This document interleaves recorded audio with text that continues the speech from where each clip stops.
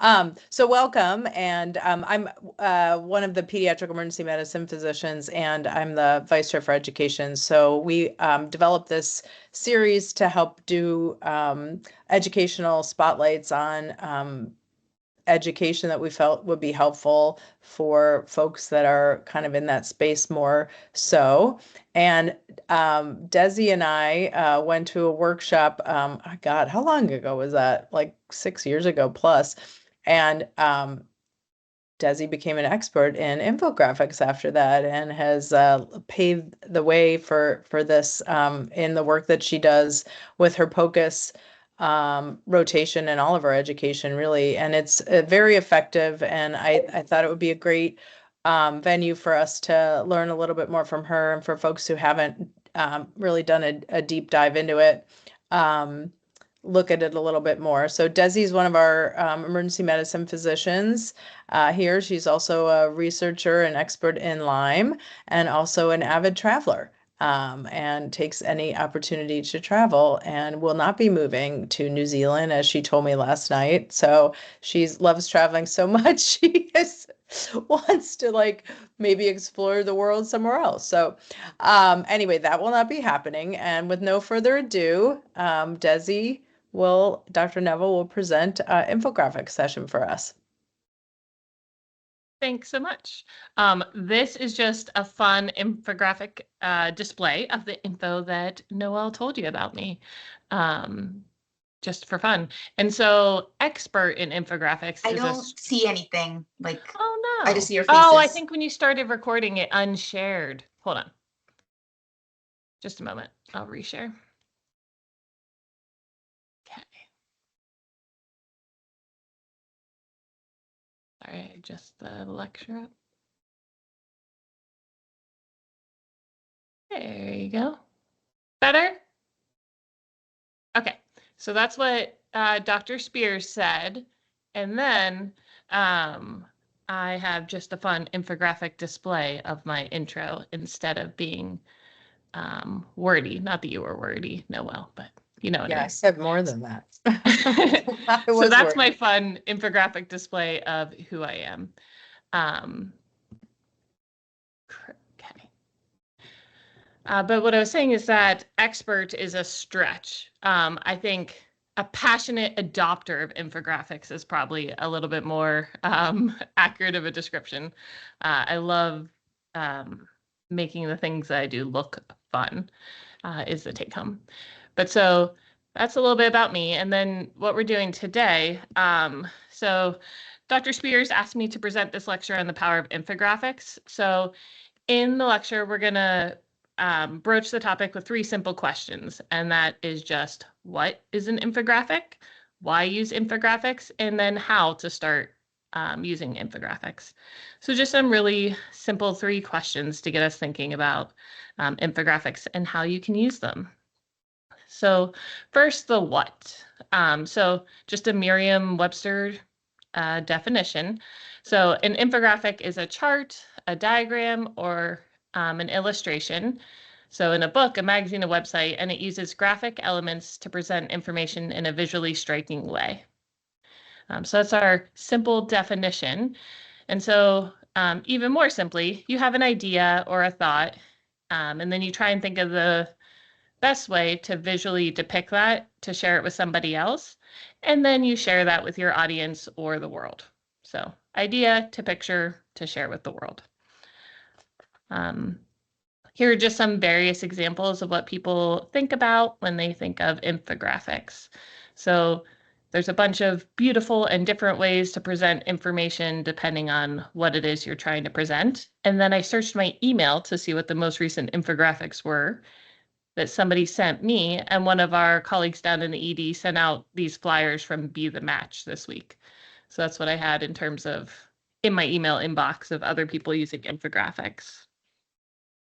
Infographics are used really widely in advertising, obviously, and then increasingly in public health campaigns, similar to the Be the Match here. All right, so now we know what infographics are, and we'll move on a little bit to the why after this what. So for why, there's a bunch of reasons that you'll find if you decide to go down the Google tunnel of infographics, but I'll start with just me, how I got into this. So this is what my brain looks like at any given second, because I work in the emergency department and I'm a mom. So my brain is always doing about 750,000 things, just like all of you. And then my desk at work is always covered in 850,000 to-dos that I am behind on. And then being in academic medicine, there's a constant onslaught of a million things that I should be doing flying at me. So when I sat down for my to-do list, I was thinking through, writing another lecture and reminding everyone that they should come enjoy for it. And I had some thoughts, including I can't make one more boring presentation. I can't send another email that no one's going to read. And there must be a way to repurpose all these teaching efforts so it can be used more than once. Luckily, about the time that I was in that little burnout trough of creating educational content, that's when Dr. Spears and I went to PAS. And we decided to spend our lunch at this workshop that was about creating more engaging video lectures, I think was the topic of that one. But in the workshop, this is a link to the information that they provided in that workshop. And yes, this link still works from the 300 years ago that Dr. Spears and I went to PAS. But in this link, they have a bunch of the slides and handouts and resources that they present to us way back then. And it's actually comical because there's so much more information and resources and infographics now than there was even way back then. But we went to this hands-on workshop, and they, in addition to teaching us about making more engaging video lectures, they showed some things like this. So that is, of course, a lot of words, but it tells you about how you can improve the learning that you convey to others, and it improves processing speed to use visuals instead of text, of course, shown with text, and then the corresponding infographic. So I pulled this in just because this is what Dr. Spears and I initially saw. But if you Google evidence for infographics, you will find more information that you ever wanted with variable citations. But in the education realm, in the advertising realm, there's a lot of evidence that people cite on how to get more clicks, how to get more use from your information. The reason infographics are helpful in public health because it transcends a lot of language barriers. So there's a lot of pluses to the why of including some visual representation for whatever you're presenting. So I took all those thoughts swirling with me as I made way back home. And then as I was strolling back into our job here at CHP, I started to think about the places that I could apply the skills from that really brief lunch workshop. And I don't know about you guys, but sometimes when you're in a spot in academic medicine where things are seeming a little bit more overwhelming, things like PAS are so awesome to reignite the things that are fun about our jobs. And that's really what doing this little workshop did for me. So when I thought about how to use these new fun skills that Dr. Spears and I acquired, I thought about academic posters. And so obviously that was a straightforward one. We had just come from PAS where everyone had a bajillion posters, and putting more infographics on there made sense. I thought about video abstracts that accompany publications. I thought about academic presentations. Again, we had just been at PAS, but you could think about those away and at home. Video lectures. And this was a really important one to me since I was thinking about how to concentrate all of my efforts into something that was repeatedly usable. Research documents, as I was just branching more into my Lyme research. And then procedural instruction, because as pediatric emergency medicine physicians in an academic place, we find ourselves teaching the same procedures over and over and over again, many years in a row. And it's fun just to consolidate some of that core information into a deliverable. So there's, of course, lots of other ways to use these skills, including like advertisement flyers for events, in public health and patient education documents. But first, I'll just focus on where I started, which is really these 6 things, and go through some examples. So first, poster. I said we were at PAS. And so you think about you're walking through the bajillions of posters in that enormous hall. And so having some visual appeal to your poster is huge. And we can all agree that if you walk by this, your brain doesn't have the ability to take in all that information versus if there's some of these infographic elements mixed in with that text, it's much easier to, one, be motivated to stop and take in that information, but also, we're largely visual learners, so you get a more effective delivery of your information if you're mixing in some of these infographic elements. So that's the poster part. I don't have my example. I don't know the last time we made a poster, but it's been a while. And then video abstracts. So a lot of academic journals, increasingly request a video abstract with your publication. Pediatrics is one that requests a video abstract. And then JAMA Pediatrics actually has a visual abstract that they want you to submit, which is just an infographic describing what your, or at least summarizing what your what your manuscript says. So video abstracts and visual abstracts are a good way to use these infographic skills. It's funny looking back at this one now because this was early in my skills, but this is a video abstract that I made for a paper we published on Lyme arthritis in pediatrics. And so it's actually a little bit embarrassing to look through now because I've gotten so much better at my skill of videos. But whatever, I made one. I made a video abstract and it was accepted in pediatrics with our journal. But if I could go back now, it would be much more beautiful. All right, so video abstracts. Next is academic presentations. So I suppose we could say this presentation, right? This counts as something academic-y that we're presenting. Also, I used a bunch of infographic pieces to my grand rounds I gave on Lyme disease last year. It just helps to be able to visually display the information that you're trying to convey to your learners. And then these are some flyers just in the past month that I've made to accompany some workshops and lectures that are coming up within the next month. So, I don't know if how many of my PEM colleagues are on, but my life goal as the director of POCUS is constantly trying to convince anyone to come and learn POCUS from me. So using some of these visual elements, I hope I at least get a little bit more of a click on my email, if not showing up at some lectures. But there's a lot of ways that you could use flyers to advertise the different academic work you're doing here. And then where I've really concentrated a lot of my efforts has been in video lectures. So again, in academic medicine, we reteach the same thing over and over and over again. And video lectures has been a really great resource for me to both do a flipped classroom where I can send video lectures to learners of varying skill levels and then spend more time with them doing hands-on ultrasounding. And these things have been well received and repeatedly utilized. So just in terms of delivering really visual information, these video lectures have been helpful and fun. They're fun to make. And then next on here is thinking about ways to use it in research.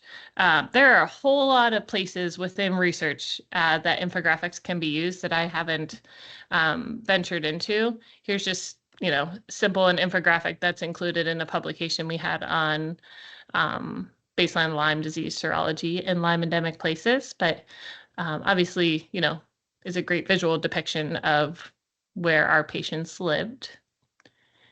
And then this is a video I made to show parents during the consent process to a Lyme arthritis study that just visually gives, the summary of the study that they're consenting to, and then also allowed me to explain the tech surveys and kind of the commitment of enrolling in the study. so that information was uniformly conveyed to all the families. I thought this video was helpful so that, research staff, one of my colleagues, anyone can enroll these patients in a study, and I know they're getting the same information in addition to going through the consent. Some other places I've seen people really use infographics are in patient flyers and handouts. So if you're, trying to explain a study, and especially different arms of a study to patients and families, using infographics can be really helpful.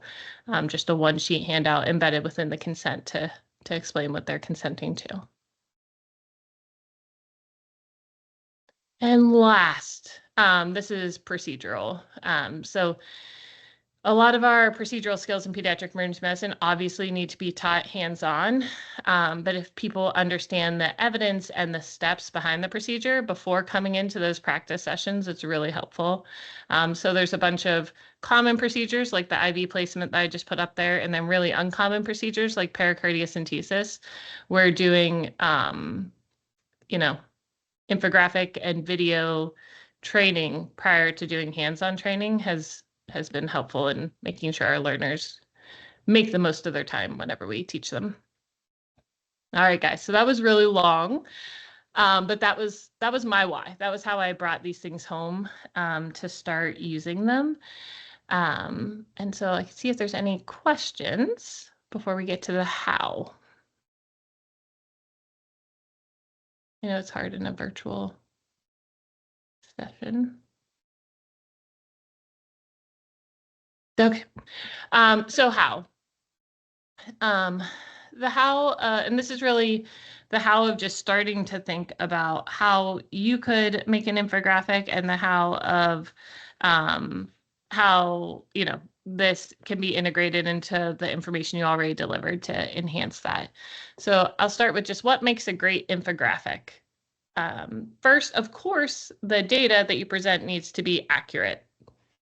That seems to go without saying, but you need to make sure that it's accurately displaying whatever your findings are from your study or the information you're trying to convey.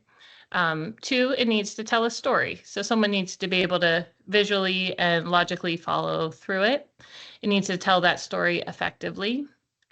It should be structured. The more organized it looks, the easier it is for someone to follow it. It needs to send a key and unified theme. And then it should have some visual appeal. So one of the reasons that infographics are so effective is that visual appeal captures your attention for a little bit longer than a long string of text. And so you want to make sure that your end product has that visual appeal. So now we know what makes a great infographic, and we'll go through the 6 steps to starting to make one. So first, you want to identify your goal. Obviously, first you want to say, what is the information that I need to convey to whoever I'm trying to teach? And then once you know your goal, you can gather your data. So take your research findings, take your manuscript in front of you, take the educational goals of whatever lecture you're going to make, right? Gather the data that you want to include within your infographic. And then you visualize your data. So there are a million ways to visualize data, and the right way to visualize your data is going to depend on, what you're trying to present and who you're trying to present it to. But come up with the most, visually appealing, but also, enhanced information delivery mode of visualizing your data. And then you choose a format. Are you trying to make a video lecture or video abstract? Are you trying to make an academic poster? Are you trying to make a flyer? So come up with the format that you want to make, and then you lay out your infographic. And we'll do the how of this next. But laying out your infographic is the part that I think is really fun. And then lastly, you add your style and design. You decide, is this going to be a all one color infographic? Do I need to add, different visual elements? How much text needs to be there? And that text and the final design kind of depends on who your audience is and what your goals are. So going back to step 1.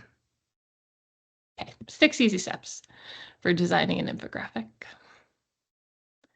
And then where to start. So when Dr. Spears and I attended that workshop a million years ago, the first thing that they talked with us about in terms of software to create infographics was actually just PowerPoint. And so I'll go through creating a really simple infographic in PowerPoint with you guys. But obviously PowerPoint is nice and readily accessible. So that's one straightforward route. Powtoon is software that I learned about in that session, and that is what I used to create all these video lectures. So Powtoon obviously is near and dear to my heart since we spend a lot of time together.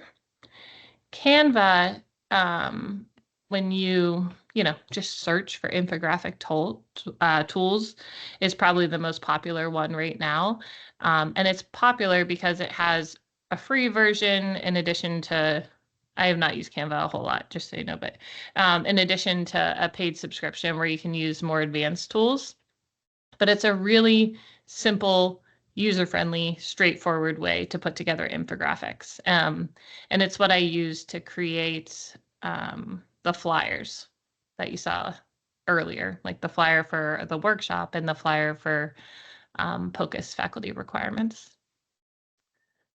Venngage I've never used, but it has a lot of resources for people like us. So there's tutorials on there about making great research posters and research presentations and video abstracts and visual abstracts. And so there's actually tutorials that describe a lot of the work that we do. And so that's another tool similar to Canva that people use. Mural is supposed to be somewhat similar to Venngage. I don't know that one as well. Pictochart is another software that has a ton of tutorials. So tutorials that talk to you about how to make the posters and whatever else, and functions similar to Venngage and Canva. So those are all things that are readily available. This is a symbol for a software called Snagit. It is not it's not infographic software, but it is the #1 most used software on my computer. It just allows you to do screenshots of videos and turn them into GIFs or screenshots of images. So it's a good adjunct for me, capturing easy things like someone asked me how to find our clinical effectiveness pathway, and I made a quick GIF that shows my screen and how I get there. And then this is just Photoshop. Through PIT, if you go to PIT and the little software, it's called Store, but you don't actually buy anything. Whatever the software subscriptions we have through PIT, you can get Photoshop and you could get Creative Cloud, which are similar to these other softwares, but you get full access to this crazy complex software through PIT automatically. So if you feel like taking a deep dive, that software, like all the Adobe software, is great. It just takes a little bit more learning time. You have to sit there with some Google tutorials longer if you want to utilize those softwares. Whereas Canva and Venngage and a lot of the online cloud-based softwares have really tried to make it user-friendly without needing other knowledge. Okay. Any questions about those resources? Okay. Just quickly, I thought I would show you with a couple of those different platforms how to make a simple infographic. So back at the beginning of the lecture, I threw this up there, which was the idea light bulb. You translate it into a picture and then use that picture to disseminate to the world. So I'm going to use 3 of the different software suites to show you how I can make that. And really, I just spent literally the 2 minutes that you'll see on a little clip to do this so that you guys could see an example. So first we'll do a combo of Google and PowerPoint. Simple, straightforward things everyone knows and loves. So first I searched light bulb icon. So when we were at that workshop, one of the first things we learned is if you include the word icon whenever you're looking for something, it gets you this style, which is what you commonly see in infographics. So when you're looking for a really simple diagram, using icon in your image searches will be helpful. When I'm doing an image search, I search things, click image, and then tools lets you pick usage rights. And for icons, I don't really do this anymore because I'm using one of those softwares where the use of the image is permitted, or that image wouldn't be embedded within the software. And so I just find that easier. But if you're going to use Google to search images, I make sure that I always get one that is allowed to be shared and then make whatever attribution it says I need to. So I'm citing any image that I borrow from Google. But okay, so we did Creative Commons, licensable things. And then I picked a light bulb and copied the image. I would have looked at this and seen what the Creative Commons details were and see how I had to cite it if I was going to include this in a more disseminated fashion. But so now my light bulb is in PowerPoint. And this is the part where Dr. Spears said she learned one skill. You learned more than that in that lecture, but what we did was go up to the color. Once you double click the image, you go up to this color, and then with that drop down, you could change whatever infographic to whatever color you want, so that you could have a nice even monotone throughout your infographic, or you could have a rainbow, whatever you want. So each infographic, you can really simply adjust whatever color you want. So then I went back and searched for an image icon or picture icon, yeah, image. And then just picked one of those and copied and put in our PowerPoint. And so the same thing. So really simply, I think this took 2 minutes total. I was able to get those 3 images to make a little infographic of what an infographic is with PowerPoint. And so changed it to blue, so it's all beautifully monochrome. And then I picked Earth because that was my icon idea for sharing this with the world. There are a lot of good Earths there. I didn't actually end up loving the one that I picked, but it's okay. You pick whatever beautiful picture you want. And then double click it and you get the picture toolbar and can change it to whatever color. So now just with PowerPoint and Google, able to form a really simple infographic with whatever icons you wanted to. And so that was just my step 1, how to get some icons into PowerPoint. Obviously, it depends on what the goal of whatever infographic you're making is, whether you just have pictures, whether you have pictures and some key text, in that case, just pictures. All right, we're going to try and make this again, but this time with Canva. Like I said, I only discovered Canva recently.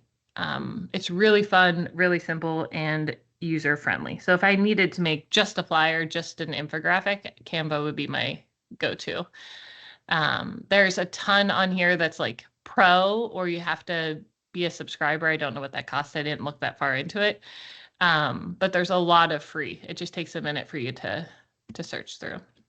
And so you can see my last couple designs I made just for fun. This was that conference. This was me telling faculty how many scans they needed to do to stay credentialed in POCUS. This was a POCUS faculty onboarding plan.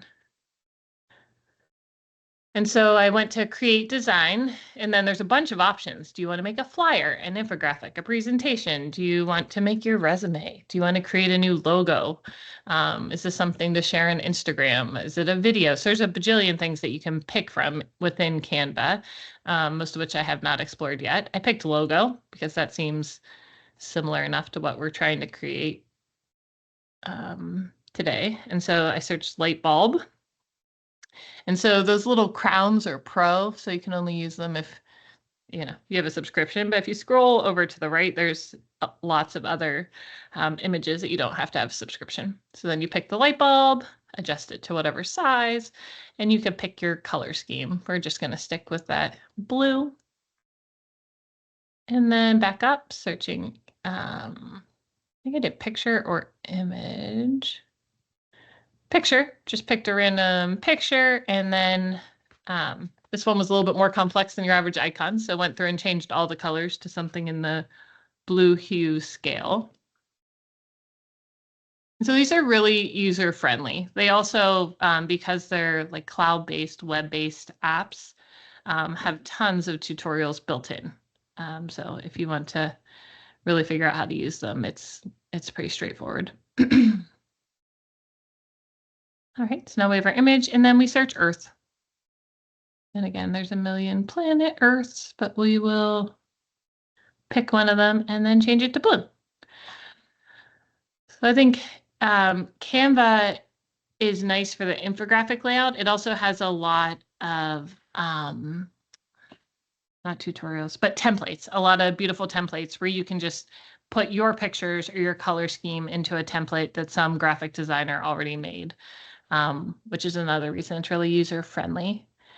And then lastly, Powtoon, because you've had to stare at my video all day today. So Powtoon is what I know and love and learned at that PAS workshop, but it's this video software that I'm using for the lecture. You can also use it for things like just making an infographic or making a PowerPoint or making a GIF. But we'll quickly make that same thing on here. So this is what the Powtoon software looks like that I'm using to make all these video lectures. And so we go over to shapes or props. You could search either. And I'm going to search light bulb. Pick one of those. And then go back up, and I don't remember if I searched image or picture. Image. And I think I picked camera just because it's blue and it fit our color scheme well.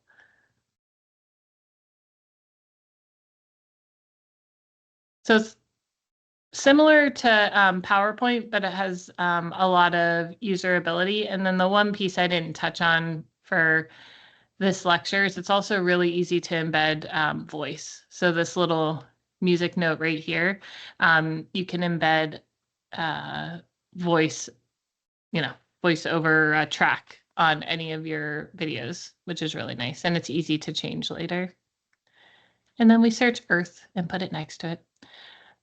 So this is putting the same, series of 3 images for an infographic into this software. And then this is how it showed up within this lecture. All right, so I was just walking through a little bit of the how. The how of using infographics. And then this is me showing you, if you search infographics on Google, you will get more information than you ever wanted to know, especially a lot of information on just using infographics for everything. There's a lot of evidence there and a lot of not cited evidence, so who knows. But if you wanted to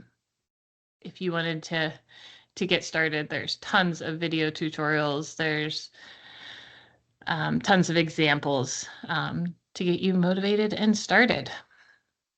These are some videos, a couple of which I watched, most of which I didn't, just to get an idea of what's currently out there. This Vengate is the one that I said has a lot. They're applicable to academic medicine. The how to make a research poster, 5 steps to present your research as an infographic. And then Pictochart has a lot of similar video tutorials to take you through getting started. All right, you will get pummeled with waves and avalanches of information if you start down that route. But this was just kind of a taste of how to get started. So we went through the what an infographic is, why use infographics, and a little bit of the how of how to get started. That's it. Thanks for joining. Happy to take any questions that anyone has. Hey, Desi, I see one in the chat. That was fantastic. And I would really love to know how you do the like how the videos go in there too. Like the movement of that image and like the movement of the figure that is that just Powtoon? And then Wait, Deepa, you mean like Deepa this asked person? is or like on the previous slide that's how it just showed up. Yeah. Wait, I'm sorry.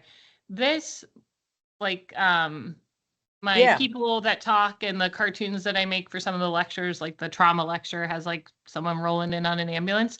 Those are just Powtoon. So I create that by like picking a person and putting them in a scene and choosing how they move. And you could choose how, if they're talking or they're thinking or they're sitting or they're standing. But I do those through Powtoon. I'm sure there's a lot of other ways, but that's how I do it. And then the embedded video, um, where I like capture my screen and then show you how I'm searching things. Yeah. For that, I'm using Snagit is the software. It's just a screen capture software.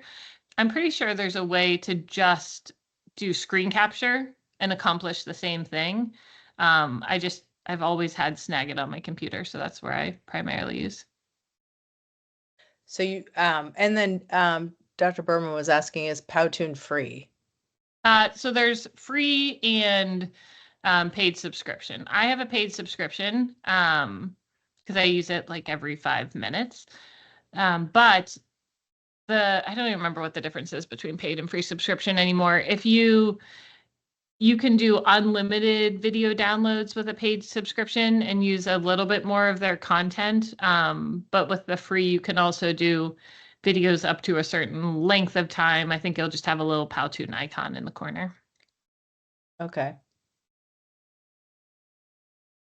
There's other video softwares similar to Powtoon that are free too. If you search like how to make an engaging, video lecture, there's other softwares that are free. It's just Powtoon is what I first learned, and it's now I'm committed. Right. Kavitha? Thanks, Des. Nice, great job as always. If so, for someone who is like me and has very limited like time, I like it's something I want to do, but and you clearly looked through a lot of these and have built your expertise. Is there one that you think is easier, would walk us, to use versus like if you're just getting started, for example? Is there like one specific one that you think you would recommend us trying? So I have a slightly funny answer to that. So I discovered Canva just recently. And I was like, wow, this is really easy and user-friendly for like making those flyers that I made. And I think that is the easy thing to do. It's like most similar to PowerPoint. It's straightforward. It has all these beautiful templates that does your job for you in terms of making things beautiful. And I was sitting there talking out loud, I think, to myself on the couch about this, trying to figure out Canva. And Evie, my 12-year-old, was sitting behind me, and she's like, I use Canva all the time to like make a cool picture for my school computer. I was like, oh. So 12-year-olds are using it for fun. So I think that one, Canva. That sounds like my speed. So yeah, good. Dr. Berman? Thank you so much. This is amazing. I did not think what I was getting into when I was coming on for this webinar at noon, and I am so glad I came. Oh, I have a talk tomorrow. I'm all motivated to try some of the infographics.